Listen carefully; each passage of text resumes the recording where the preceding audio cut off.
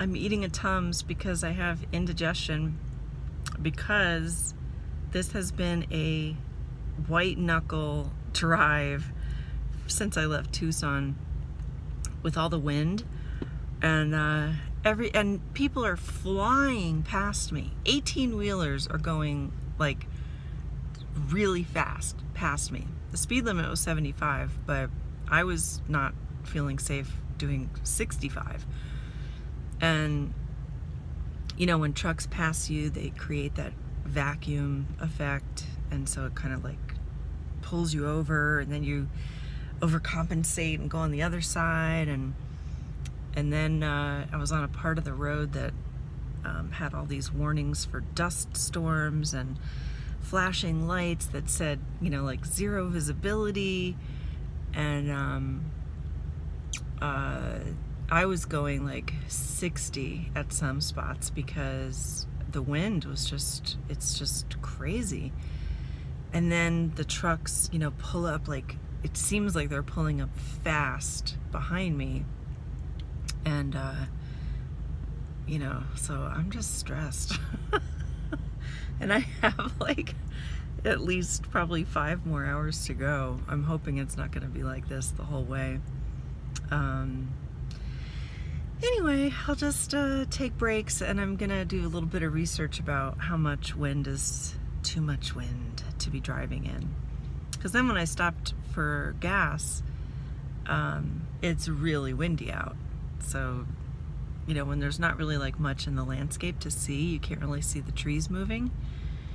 But anyway, I don't see anybody else kind of struggling along like I am, but maybe they got some advisory that I didn't get, and they're all home safe and sound, and I'm the only crazy person on the road.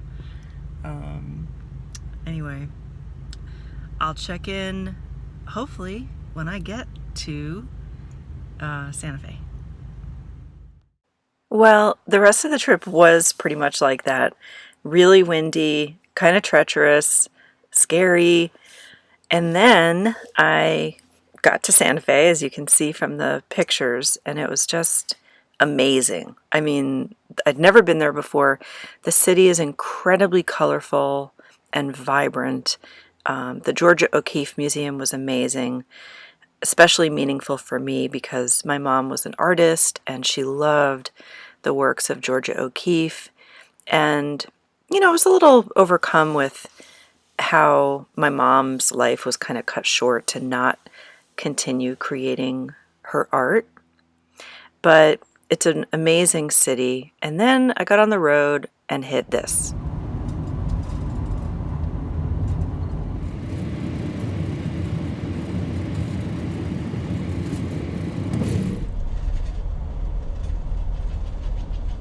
Definitely the scariest part of the drive, pulling into St. Louis, and this rain and wind that was really knocking me around on the road.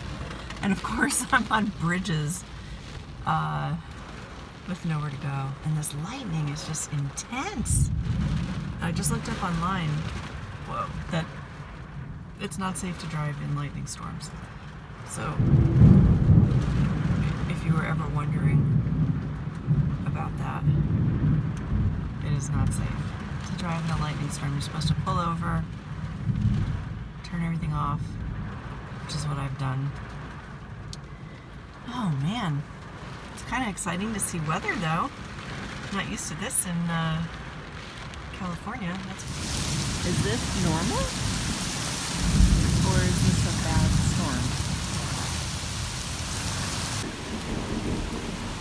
So maybe this is just normal.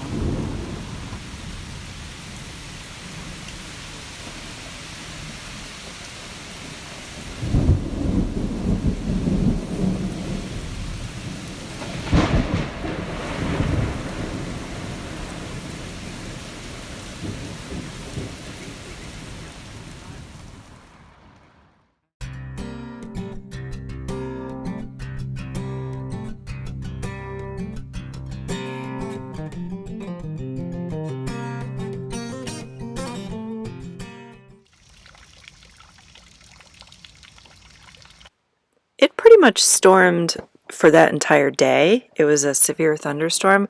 I probably should have evacuated to the restroom area, but I was just afraid to even leave the RV, and I was afraid to unplug because, you know, I was attached to electricity.